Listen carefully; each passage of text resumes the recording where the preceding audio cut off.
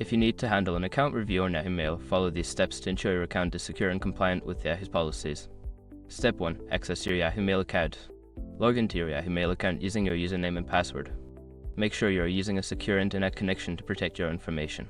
Step 2. Navigate to account security. Once logged in, go to the account settings by clicking on your profile name or icon. From the drop-down menu, select Account Security to review account security settings.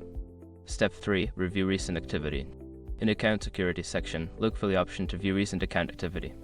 Check for any unfamiliar logins or suspicious activity that may indicate unauthorized access. Step 4. Update security information.